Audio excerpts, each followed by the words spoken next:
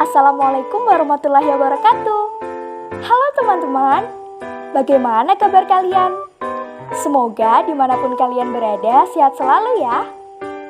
Pada kesempatan kali ini, kita akan belajar bareng-bareng mengenai bab leksikostatistik bersama kami kelompok 8. Sebelum lebih lanjut, kenalan dulu yuk siapa aja anggota kelompok 8. Ada Nukin Ranisha Putri, ada Rizka Putriana, dan ada Roiul Mufidah. Oke, langsung saja pada pembahasan yang pertama. Simak baik-baik ya. Pembahasan yang pertama mengenai batasan pengertian. Leksikostatistik merupakan suatu teknik dalam pengelompokan bahasa yang lebih cenderung mengutamakan peneropongan kata-kata atau leksikon secara statistik, untuk kemudian berusaha menetapkan pengelompokan itu berdasarkan persentase kesamaan dan perbedaan suatu bahasa dengan bahasa lain. Di samping istilah leksikostatistik, dikenal juga istilah lain yaitu glotokronologi. Pada dasarnya, keduanya memiliki pengertian yang berlainan, tetapi memiliki hubungan yang sangat erat dan saling melengkapi. Glotokronologi adalah suatu teknik dalam linguistik historis yang berusaha mengadakan pengelompokan dengan lebih mengutamakan perhitungan waktu atau perhitungan usia bahasa-bahasa kerabat. Dalam hal ini, usia bahasa tidak dihitung secara mutlak dalam suatu tahun tertentu, tetapi dihitung secara umum, misalnya mempergunakan satuan ribuan tahun. Leksikostatistik dan glotokronologi dapat dibatasi sebagai suatu teknik yang berusaha menemukan keterangan atau data-data untuk suatu tingkat waktu yang agak tua dalam bahasa guna menentukan usia bahasa dan pengelompokan bahasa-bahasa. Dengan demikian, yang ingin dicapai dalam teknik ini adalah kepastian mengenai usia bahasa, yaitu mengenai kapan sebuah bahasa muncul dan bagaimana hubungannya dengan bahasa-bahasa kerabat lainnya. Selanjutnya, pembahasan yang kedua mengenai asumsi dasar leksikostatistik. Dari penelitian yang dilakukan terhadap berbagai bahasa, diperoleh 4 macam asumsi dasar yang dapat dipergunakan sebagai titik tolak dalam usaha mencari jawaban mengenai usia bahasa, atau secara tepatnya, bila mana terjadi diferensi antara dua bahasa atau lebih. Asumsi yang pertama yaitu sebagian dari kosakata suatu bahasa sukar berubah bila dibandingkan dengan bahasa lainnya. Asumsi ini sudah dikenal sebelumnya dalam pengelompokan bahasa-bahasa, yaitu dalam metode kosakata dasar. Nah, yang dimaksud dengan kosakata sukar berubah adalah kosakata dasar. Kosakata dasar yang diambil dalam metode leksikostatistik dibatasi jumlahnya, dengan tujuan dapat disusun sebuah daftar yang bersifat universal. Artinya, kosakata yang dianggap harus ada pada semua bahasa sejak awal mula perkembangannya. Morris mengusulkan sekitar 200 kosakata dasar yang dianggap universal. Maksudnya bisa terdapat pada semua bahasa di dunia. Kosakata dasar meliputi kata ganti, kata bilangan, kata mengenai anggota badan dan sifatnya, alam dan sekitarnya, dan alat perlengkapan sehari-hari yang sudah ada sejak permulaan, misalnya tongkat, pisau, rumah, dan sebagainya. Asumsi dasar yang kedua yaitu retensi atau ketahanan kosakata dasar adalah konstan sepanjang masa. Kosakata dasar dalam suatu bahasa presentasinya akan selalu bertahan dalam 1000 tahun. Kalau asumsi ini diterima, maka implikasinya adalah bahwa dari 200 kosakata dasar yang dimiliki sebuah bahasa sesudah 1000 tahun akan bertahan sekian persen, dan sisanya sesudah 1000 tahun kemudian akan bertahan lagi persentase yang sama. Bukti-bukti yang lengkap tentang retensi ini memang belum ada, sebab Asumsi kedua ini baru dapat dibuktikan untuk waktu yang tidak lebih lama dari 2000 tahun. Sedangkan jarak waktu ini tidak memungkinkan untuk membuktikan kecermatan persentase tersebut. Asumsi dasar yang ketiga yaitu perubahan kosakata dasar pada semua bahasa adalah sama. Dalam 1000 tahun, kosakata dasar bertahan antara 86,4% sampai 74,4% atau dengan angka rata-rata 80,5%. Namun, tidak semua bahasa akan bertahan dengan persentase rata-rata tersebut. Bila diadakan perhitungan dengan menggunakan asumsi dasar yang kedua, maka latensi rata-rata kosakata dasar dalam tiap 1000 tahun dapat dinyatakan dalam rumus 80,5% dikali N. N merupakan jumlah kosakata dasar pada awal kelipatan 1000 tahun yang bersangkutan. Jadi, misalkan N diketahui 200 kosakata dasar, maka suatu bahasa sesudah 1000 tahun pertama akan tinggal 161 kata. Demikian selanjutnya, sesudah 1000 tahun kedua akan tinggal sekitar 130 kata saja. Dan asumsi dasar keempat, yaitu bila persentase dari dua bahasa kerabat diketahui, maka dapat dihitung waktu pisah kedua bahasa tersebut.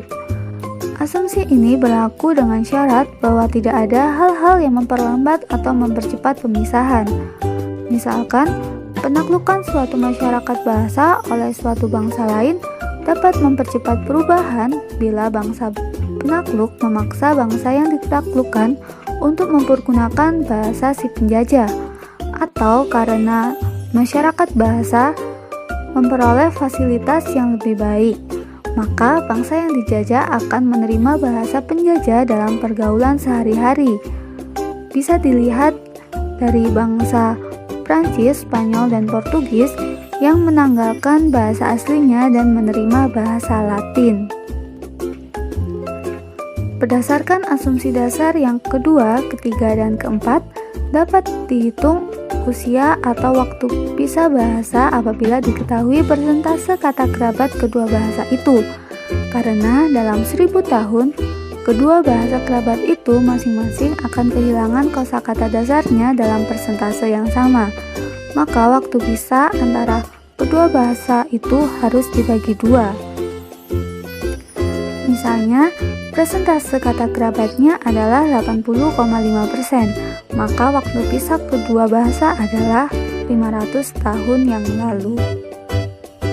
Pembahasan ketiga mengenai teknik leksikostatistik. Untuk menerapkan keempat asumsi yang telah dijelaskan sebelumnya, maka perlu diambil langkah-langkah tertentu, yaitu teknik-teknik metode leksikostatistik. Yang pertama adalah mengumpulkan kosakata dasar.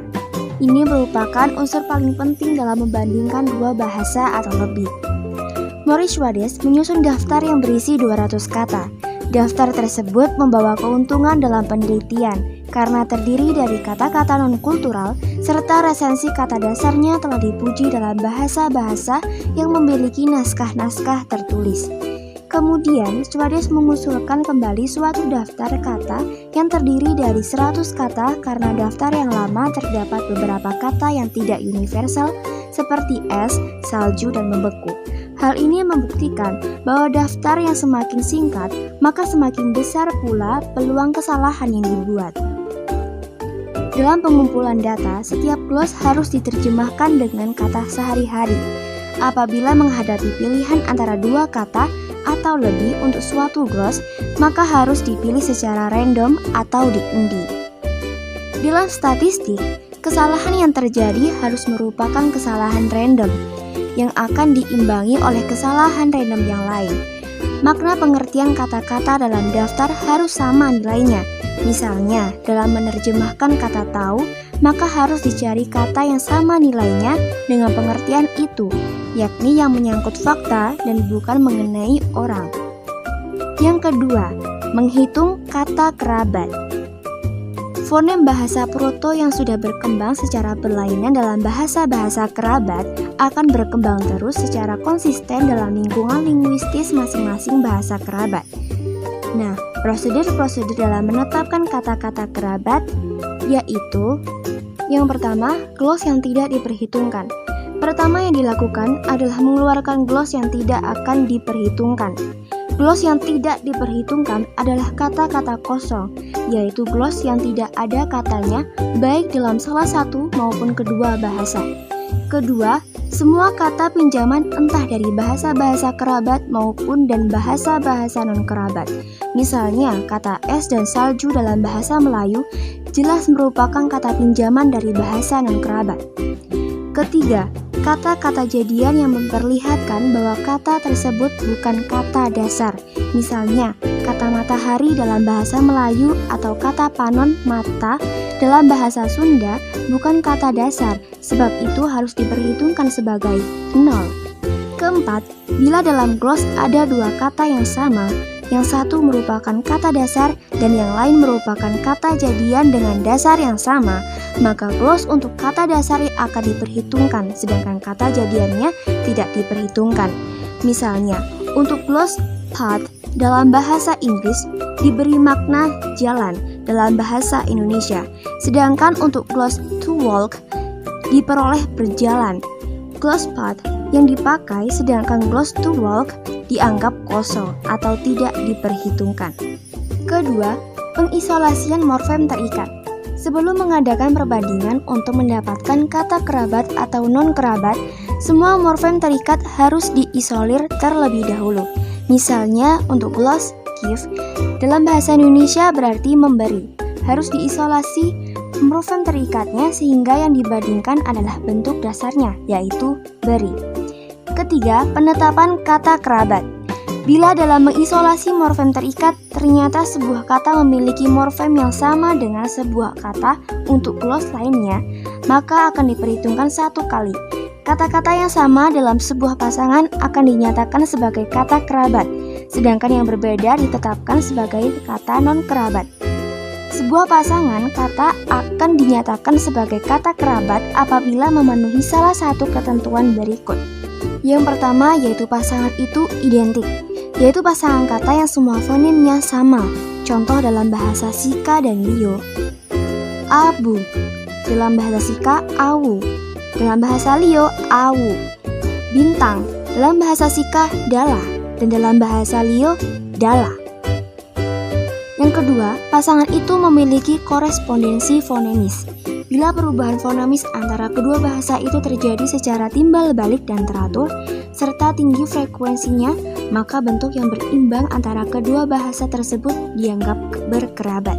Contohnya, siapa dalam bahasa Sika, hai, dalam bahasa Lio, sai. Satu dalam bahasa Sika, ha, dalam bahasa Lio, esa. Yang ketiga, kemiripan secara fonetis. Bila pasangan kata itu mengandung kemiripan secara fonetis, yakni ciri-ciri fonetisnya cukup serupa sehingga dianggap sebagai alofon dalam posisi artikulatoris yang sama, maka pasangan itu dapat dianggap sebagai kata kerabat. Contohnya, gigi, dalam bahasa Sika, niu, dalam bahasa Lio, nii. Kaki, dalam bahasa Sika, wai, dalam bahasa Lio, hi. Yang keempat, satu fonem yang berbeda. Bila dalam satu pasangan kata terdapat perbedaan satu fonem, tetapi dapat dijelaskan bahwa perbedaan itu terjadi karena pengaruh lingkungan yang dimasukinya, sedangkan dalam bahasa lain pengaruh lingkungan itu tidak mengubah fonemnya, maka pasangan itu dapat ditetapkan sebagai kata kerabat, asal segmennya cukup panjang. Misalnya, mendorong, dalam bahasa Sika, jeka, dalam bahasa Lio, joka. Karena pengaruh fonem J, maka fonem O mengalami proses palatalisasi. Dari 200 kata Schwades yang dicatat untuk bahasa Sika dan Lio hanya terdapat 195 pasangan yang lengkap. 5 gloss tidak mempunyai pasangan. Dari 195 pasangan yang ada, terdapat 63 pasangan kata kerabat, atau hanya 32% kata kerabat. Jadi, bila diperhitungkan, terdapat 32% kata kerabat dan 195 pasang kata yang ada. Selanjutnya yang ketiga, menghitung waktu pisah. waktu pisah antara dua bahasa kerabat yang telah diketahui presentase kata kerabatnya dapat dihitung dengan mempergunakan rumus berikut. W sama dengan log C per 2 kali log R. W yaitu waktu perpisahan dalam ribuan tahun yang lalu. R yaitu retensi, C yaitu presentase kerabat, dan log yaitu logaritma dari. Nah, cara menghitungnya, mula-mula mencari logaritma C dan R dalam tabel logaritma. Hasilnya, log 0,32 sama dengan min 1,139 dan log 0,805 sama dengan min 0,217. Kemudian, logaritma R dikalikan dengan 2. Nah, hasil logaritma C dibagi dengan hasil dari logaritma R yang dikalikan dengan 2. Jadi hasilnya 1,139 per 0,434 sama dengan 2,624. Jadi, perhitungan waktu pisah bahasa Sika dan Rio adalah 2.624 ribuan tahun yang lalu. Keempat, menghitung jangka kesalahan. Jangka kesalahan biasanya dibuat untuk 3 asumsi yang berbeda. Yang pertama, ketepatan perhitungan diperkirakan berkisar sekitar 68% dari kebenaran, atau untuk mudahnya dikatakan 0,7 mengandung kebenaran. Yang kedua, ketepatan perhitungan dapat diperkirakan 90% atau 0,9 dari kebenaran. Yang ketiga, kebenaran diperkirakan 50% atau 0,5 dari keadaan yang sebenarnya. Nah, semakin tinggi harkat kepastian mengenai kebenaran, maka semakin besar juga jangka tahunnya. Dan apabila kita menyempitkan jangka tahunnya, berarti kita juga mengurangi kemungkinan kebenarannya.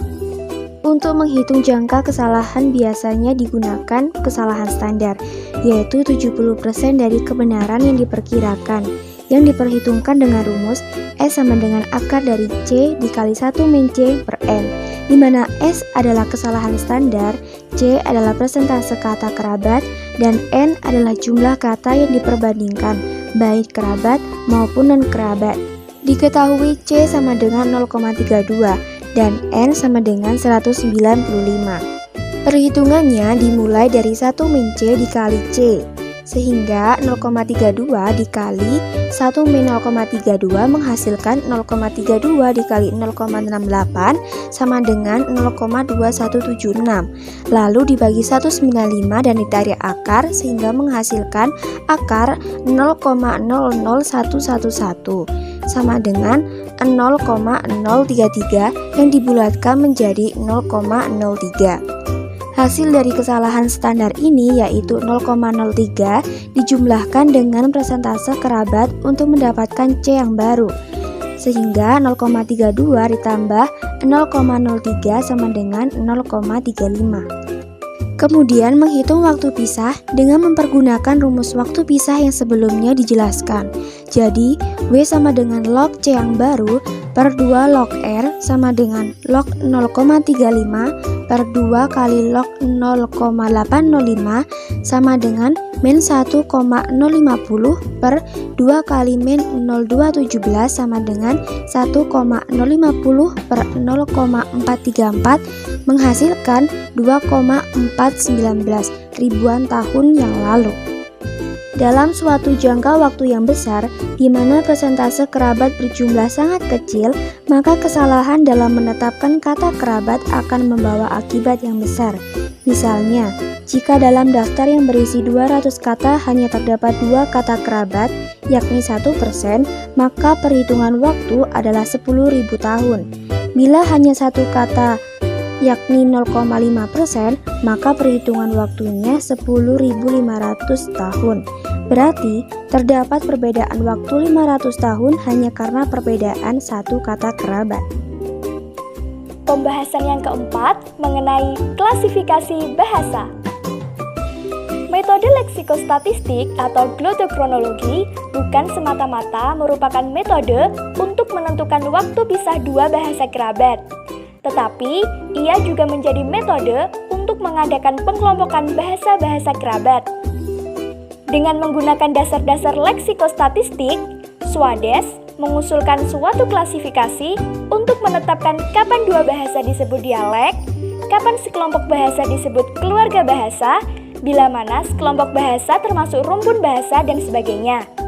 Klasifikasi yang dimaksud sebagai berikut. Tingkatan bahasa. Ada bahasa, keluarga, rumpun, mikrofilum, mesofilum, dan makrofilum. Dari tingkatan bahasa tersebut mempunyai waktu pisah dalam abad yang berbeda, serta presentasi kata kerabat yang berbeda-beda pula. Klasifikasi di atas merupakan klasifikasi dasar. Berikut akan dipaparkan klasifikasi antara beberapa bahasa Lamo Holo Tengah yang terdapat di Pulau Lembata, Nusa Tenggara Timur. Menurut penelitian, atas kosakata dasar bahasa-bahasa itu, Lewotala, Emolulo, Lewo Penutu, Mingar, Lewo Kala, Klikasa, Lewo Kukun, dan Pinara, semua bahasa itu membentuk suatu kelompok sendiri, di samping kelompok bahasa-bahasa Lamohot Barat dan bahasa-bahasa Lamohot Timur. Berikut presentasi kata-kata kerabat antara bahasa-bahasa Lamohot Tengah. Pembahasan yang kelima mengenai nilai leksikostatistik. Leksikostatistik atau glottokronologi berguna untuk mengadakan pengelompokan bahasa-bahasa kerabat. Di samping itu dapat dipakai pula sebagai metode untuk menetapkan usia atau waktu pisah bahasa-bahasa kerabat satu dari yang lain. Bagi seorang antropolog dan ahli sejarah, data-data leksikostatistik memberikan gambaran mengenai tingkat perkembangan bahasa-bahasa dan dialek-dialek. Data leksikostatistik dapat mengandung lokasi geografis seperti kontak-kontak kebudayaan pada dialek-dialek proto. Dialek-dialek proto dianggap homogen sampai dengan ditemukannya bukti-bukti perpisahan. Dialek-dialek yang secara linguistis erat hubungannya juga harus berdekatan secara geografis dan mempunyai kontak kebudayaan yang lama. Kerjasama antara ahli-ahli purbakala dengan para linguistis dapat juga menjelaskan berbagai gejala kebahasaan dan perkembangan manusia purba dalam kaitannya dengan bahasa yang dipergunakan. Pembahasan 6 mengenai tabel logaritma. Tabel logaritma digunakan dalam menghitung waktu pisah dan jangka kesalahan. Cara membacanya sebagai berikut. Misalnya, untuk mendapatkan logaritma bilangan 0,365, maka harus dicari logaritma dari 0,36 dan 0,37. Lalu kita beralih pada tabel logaritma. Log 0,36, maka 0,3 ditarik lurus dengan 0,06, sehingga menghasilkan min 1,022. Begitu juga dengan log 0,37, maka 0,3 ditarik lurus dengan 0,07 sehingga menghasilkan min 0,994.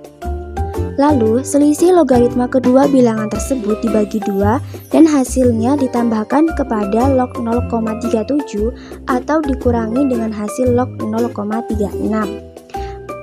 Jadi, selisihnya yaitu min 0,028 dibagi 2 menghasilkan min 0,014. Dengan demikian, log 0,365 adalah min 1,008 dari min 1,022 dikurangi min 0,014 sama dengan min 1,008. Pembahasan yang terakhir adalah daftar kosakata dasar. Ada 2 daftar kosakata dasar, yaitu daftar kosakata dasar 1 dan daftar kosakata dasar 2. Daftar kosakata dasar 1 menurut Suades diambil dari artikel Gudzinski, The Epices of Lexicostatistics, Word 12, halaman 175 sampai 210 pada tahun 1956. Namun, karena ada beberapa kata yang tidak bersifat universal, maka diadakannya penyesuaian dengan mengeluarkan 5 kata, yaitu bark, freeze, ice, lake, and snow, dan menggantikannya dengan 5 kata, yaitu bulan, kuku, tetek, sayap, dan lutut. Selanjutnya, daftar kosakata dasar 2. Daftar ini menekankan situasi geografis wilayah Austronesia. Daftar ini disusun dengan memasukkan juga kata-kata yang digunakan oleh Profesor Dr. N.H. Kern dalam menentukan negeri asal bahasa-bahasa Austronesia yang belum ada pada daftar kosakata dasar 1. Semua kata ini dianggap ada sejak permulaan penyebaran bahasa-bahasa Austronesia. Dengan semua bahan ini, dapat diadakan perbandingan untuk menemukan korespondensi fonemis dan sekaligus mengadakan rekonstruksi atas unsur-unsur itu. Terima kasih teman-teman telah menyimak pembelajaran bab leksikostatistik pada kesempatan kali ini. Kami dari kelompok 8 mohon maaf jika ada kesalahan dalam penyampaian materi. Untuk teman-teman yang ingin memberikan pertanyaan serta kritik dan saran, tulis di kolom komentar ya. Terima kasih dan see you. Wassalamualaikum warahmatullahi wabarakatuh.